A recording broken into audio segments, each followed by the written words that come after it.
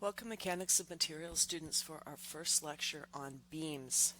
The topic of beams is fairly large, and we'll be covering this in several lectures. So we're going to start with a review of internal moments and forces, both shear and normal forces, and this is a review of what you probably covered in statics. From there we'll move on to longitudinal forces in beams due to bending. So we'll look first at longitudinal forces, stresses. We'll move on to longitudinal deflections due to bending, and last but not least, we'll pick up shear and give a note towards how to design beams with all of those three elements in mind. At the end of the day, we will want to ensure that a beam that we design or that we analyze is not exceeding any of its critical material properties for axial stress or for shear stress. And we'll walk through all of our relationships between starting with actually externally applied forces, of course, through internal forces to stresses in both longitudinal and shear directions based mainly on bending moment, since as you'll see that tends to result in the largest axial stresses. Okay, so we're going to start with just a quick review of beam loading conditions, sign and nomenclature. There's a lot of different sign conventions for internal shear and moment, but anything we apply external to the beam is going to follow whatever our coordinate system is. So we have a beam where the left-hand end is at the origin, and our positive x direction is going to the right, positive y is going up, and so we have a point force F. We would denote that as positive F applied to the beam. We've got a distributed load Q, which is a function of position along the beam in the x direction, and we would call that a positive Q. And by our right-hand rule, that point applied couple, that flexural twist, or flexural moment at the end of the beam would be considered a concentrated couple, and it's being applied in what would be the clockwise direction. So that would actually, from our right-hand rule of our x and y coordinates, it would end up being a negative in the negative z direction based on clockwise. So our moment vector would be pointing, that's kind of trying to do an isometric couple going into the board in the z direction. Okay, so this also gives a review of the different types of external forces that we can get. Notice we didn't show any like applied distributed moments. That is possible, a little bit harder to get in flexure than in twisting. But for the most part with beams we'll be looking at point forces, usually starting of course with the support reactions. But we could have a point load, it could be moving, a live load, a distributed load. At the very least we're going to have the beam weight, otherwise known as a dead load, meaning it can't be changed once the beam is put into use. Couples, we can get some applied couples, but the moment that we'll be looking at for the most part is the resultant moment, usually from a distributed force or a point applied force, or of course the support reactions. Okay, speaking of distributed loads, we're going to do a quick review of how we deal with them. If we have any kind of distributed load, usually the symbol for a distributed load is a lowercase q. In our study of beams, it will always be a function of position along the beam, which could be like zero variation along the beam. You could have just a constant, which would be what you would get if you were looking at the dead load of the beam weight itself on a homogeneous density beam.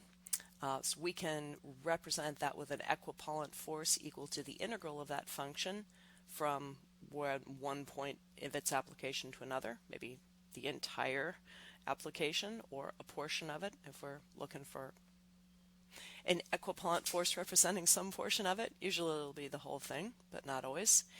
If we want to know where to apply that equipolant force, we basically look for what would be the centroid of the graph of this distributed load distribution as a function of x, otherwise known as taking the integral of x position times the function with respect to x position. So if you want to think about it, this first integral is basically the sum of small bits of moment produced by that distributed load. So Q of x dx would be the area under one small strip of that distributed load. And if you look at its position x from our reference point on the end of the beam, we basically have F cross x, which is moment. So our numerator is the continuous sum of the moments due to all of the little elements of distributed force. And then we're dividing by the distributed force resultant magnitude itself over that same integral, or interval. Integral over the interval. Say that 3 times fast. Okay, really important things to remember when we're looking at our distributed loads, and later on maybe a x-dependent function of shear or moment, internal moment. Be careful about with what you are integrating with. So if we're integrating with respect to distance along the beam, we're going to have a dx. We might integrate the actual shear or moment from one, over a certain span, in which case we would have a dv or a dm, meaning the integral of all the shear force from the shear force at one point to the shear force at another. So be careful of that, and be careful of your limits of integration. If we end up having a point load applied and we're integrating along a distributed load, we'll cover in the next page. Remember that you'll pick up any kind of point loads or point couples, single point applications, sort of within the limits of integration. You'll break that integral up, integrate up to just before you have the point load. Then you'll apply that through a limit of integration and just basically add another increment to your evaluated integral, and then continue integrating on with your changed amount from your point load. Okay, so we'll talk through that later. Okay, our N, M, and V, internal forces and moments. And these are very typical conventions. So when we cut a beam or any other body apart, and we're looking at the forces that are exerted by the body on one side of the cut versus the forces exerted by the body on the other side of the cut, those are our internal forces, which of course produce or result from stresses that are applied over that cross-sectional area. So that's where we'll make our leap from statics to mechanics of materials, right here. But just as a review, an internal bending moment goes by the term capital M, and for beams it will always be a function of position along the beam. Shear force, which is, you can think of it as a force that is parallel to the cut, where we've cut our beam somewhere along its length, and it can be parallel either in the XY or the XZ, or in the YZ. You have it in various directions. It goes by capital V, making sure I wasn't mixing that up with axial. We actually have 2 shears and 1 axial. Axial force, normal force, that's why it's a capital M, N, N is in November, is going to be pointing straight out of the cut face. So it is also, you can think of N for normal, because that force will be applied in the direction of the surface normal to the cut. And they're not constant in all cases, just as a little reminder that these will vary with position more times than not. Sometimes that function will be constant, sometimes not. Okay, let's zoom in a little bit, and now let's make our jump to force versus stress. So we're going to depart from statics a bit, and now we're going to look at the stresses that actually create that internal moment. So we're looking at this kind of cut end of a beam, and the beam continues in that direction. There's more beam back here, but we cut it right at this position, x equals something or other. And so the coordinate x direction is pointing in the longitudinal direction, and then we have the y and z are parallel to the face, so we could have shear forces, internal forces parallel. So we can look at a little area element dA on that cut face, and we can say, okay, we're on the x face. There could be a shear stress maybe, depending on the loading on this beam. And if so, we would define a positive shear stress as pointing in the y direction. And so we'd call that tau xy. So this is just like the volume element you saw when we were defining shear and normal directions in stress at the very beginning of the course. We have a normal stress in the x direction, and we can have a shear stress going in on the x face pointing in the z direction. So first number is face and the second number is direction. Okay, so we can look at, okay, what is the force due to the stress that we have on this cut face? Well, force is stress times the area over which it's operating, and we're going to probably assume that in most cases that stress will be pretty uniform, not always. But if we had a function of that stress for position, as a function of position over that area, we could just integrate whatever that function of stress is over the whole area, and then we get force. So we can start with our normal force.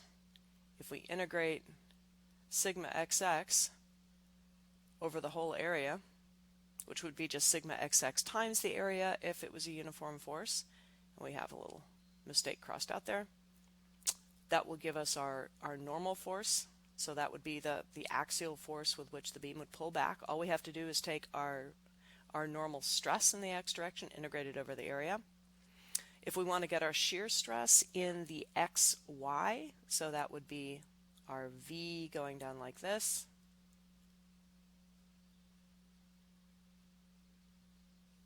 We'd just take tau, which is pointing in the right direction, tau is stress, and we'd integrate it over the area, and then flip the sign. Because classically our capital V internal shear stress is default positive in the downward direction on the right hand cut face. So we'll just put a negative sign out there. So again, we took the shear stress, we integrated it over the area. Again, if the shear stress had been uniform over that whole area, it would just be tau xy times A, whatever the area the cut was. Now for moment, our capital M, our internal moment that is applied to that cut face by the portion of the beam that we are discarding. It's a little bit more complicated. Now we have to look at our R, our radius from the point of force application, and then look at our force. So in this case, our R is just our coordinate Y. So we'll do a little erasing here. Or not, depending on how slow our tablet is, or not. We'll just deal with it. So we can imagine here's our area, we've got our here we go. We got our normal force. Say we've got a little, we're gonna integrate over that whole cut face, but say we've got a little area up here, and we've got some normal stress to that area. We've got a sigma xx. It's at a distance y from the center of the beam. Now we actually have if we integrate sigma xx over this area, it's now going to exert a moment about this point because it's at a radius of y. So if we took all the little bits of area on that cut face and we applied the normal stress in the x direction that is acting on that little cut section, or excuse me, that little area, and then looked at its y position versus the center of the beam, we would end up summing up all of the moments that it would be operating basically in the z direction. So remember, moment is, in this case, would be x cross y. So this is moment. So that's the flexural moment, the one that we're going to be paying a lot of attention to when we're looking at conversion to bending related axial stresses. So we're going to integrate the position in the y, all of the x normal stresses over the whole area of the cut beam. So now we've gone from internal forces to stresses on a cut face. And everything's a function of position of the cut. So if we know what the, say, we'll take a simple case, if we had a uniform normal stress or shear stress on that cut face, and we knew the area, or we had a function of this over the y or z portion of that area, we could integrate, and then presumably this might vary with position x. All of these might vary with position x. Heck, the area might vary if we don't have a uniform cross-section area. So everything in this circle is like a snapshot of one cut anywhere along the beam. So obviously it makes it a lot easier if we stick with uniform cross-sections, and if we've predetermined a function with respect to x of our internal forces. So in most cases, when we analyze a beam, we'll start with those internal forces, which we can determine with statics as a function of position along the beam. And then we'll probably find the worst case scenario, go where's the moment highest, where's the shear highest. Then we'll zero in on this integral and go, okay, where on that cut face is the shear stress going to be highest? That's what I design around.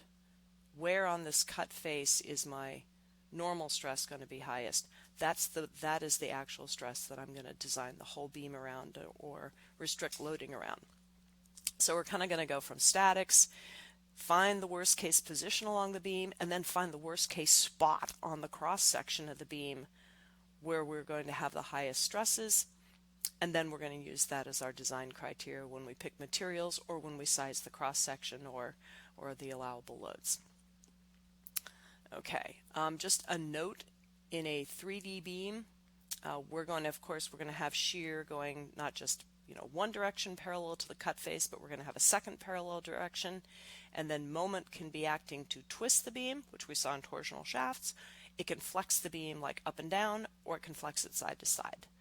So we're going to get additional terms if we have to worry about a beam that's being loaded in 3D. Typically you're going to load them in 2D. For instance, you're going to have something sitting on them, so the loads are going to be in the y direction if y is vertical. But you could have something with loading in two directions. Architectural applications, for instance. In that case, we'll have a second v, where instead of tau xy, we'll have tau xz. Moment will have another flexural moment due to that normal force acting instead of at a y distance from the center, but at a z distance. And then we'll get our twisting moment due to both of the shears. So, and of course, this is looking a lot like a polar moment, and so that would give us our twisting or our moment acting in the x direction. For the remainder of this discussion of beams, we're really going to be focusing on just what's happening basically like in a 2D beam analysis, where y is generally going to be our vertical loading direction, x is going to be our distance along the beam. We're going to assume that even if the beam takes some loads in the z direction, they're small. So generally vertical loading, weight bearing. That's our most common beam application. Okay, sign conventions. If you take a beam and you're analyzing it, we saw this in statics, you can make an imaginary cut on the right side or on the left side. And this is just a snapshot of sign conventions for internal axial, shear, and bending forces, not stresses yet, related to stresses. So if you cut on the right side, shear is down in the positive direction, normal axial force is positive to the right, or it's positive in the surface normal direction, and that holds true. And then moment is positive counterclockwise. If you analyze your beam by making a cut on the left, and then you're going to be representing the forces due to this cut off part of the beam over here, your internal shear force is positive upward, normal force is positive normal to the cut surface as usual, and then moment is positive in the clockwise direction. So generally speaking, we tend to analyze beams from left to right, so our cut section is going to be on the right hand side, so this convention is the one are probably going to see the most. This convention is equally valid if we wanted to, basically create a coordinate system like this, where we had x indexing positive in the left. We would use that system. They're equivalent. Don't mix them up. That's the only way you can get it wrong. Okay, so now we're gonna continue our review of distributed loads from statics. I'm gonna have a little foray back into basic integral theory. So we're going to relate distributed load to internal shear to internal moment.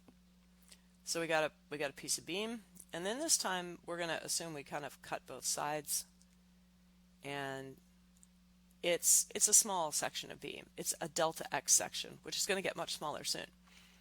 We have an upward distributed load, kind of unusual. Normally that's going to be downward. So we've got our x and y coordinate systems. X is positive to the right, y is positive upwards. Our distributed load is working upwards. So over this really small delta x interval, we're going to define this dimensionless value gamma, and it's going to say how far across this delta x interval are you. If gamma is 1, we're all the way over here. If gamma is 0, we're all the way over here. If gamma is 1/2, we're right in the middle. So we can define the average load intensity, a Q bar, a Q average, and that would literally have the definition of basically being the value somewhere here, some y value or some magnitude of Q for which this rectangular area would equal the true integral, the true area under the curve. So that is the mathematical average. And so you could basically find it by taking the integral of Q, not Q bar. You could find Q bar by taking the integral of Q over delta x dividing by delta x. So equivalent area under the curve. Make a rectangle that has the same area as the area under the true function. Well, this is literally the way you would define that. Okay, well, we know that the equivalent force under that load is the area, the integral of the real function Q from the left-hand side to the right-hand side. So we can replace that integral by this average, this Q bar delta x. So we're gonna put this beam in static equilibrium in the y direction. So what forces do we have working on it in the y? Okay, well we have this Q bar delta x, and it's upward. So we got our force sum down here. So Q bar delta x working upward, and since it's the average for that space, we don't even need to express it as a function of x. Over here on the left-hand side, we have the internal shear stress acting at x, which is this point, and this is the result of the rest of the beam we cut off on the side. And then over here on the right, we have our internal shear stress acting at x plus delta x, and it's coming from this section of beam over to the right that we cut off. So here's our static equilibrium. To keep this little section of beam in static equilibrium, we have to make sure that the internal shear force at x minus the internal shear force at x plus delta x plus this upward, plus the resultant force due to this upward distributed load, which is Q bar delta x, all equals 0. If we rearrange terms, divide both sides by delta x, we get this. We're defining our Q bar by that. If we take the limit as delta x equals 0, we notice that we will have defined the definition of the derivative of the shear force, which leaves Q over here. And as delta x squeezes down to 0, the actual function value and the average function value pull together. So I think the mean value theorem in calculus is one of the big theorems that describes that effect, or the squeeze theorem. So instead of having a Q bar, we just have a Q. So we've just used a couple of math tricks and putting our cut, a double-ended cut section into static equilibrium, and we've defined our distributed load as the first position derivative of internal shear stress. So Q equals dV dx. So we can do the same thing with moment.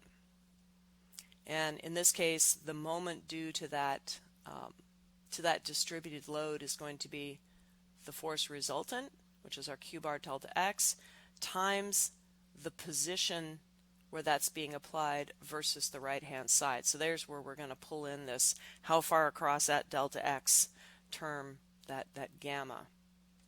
So if we were to take the sum of the moments of this beam, and I believe we took it about the right-hand side.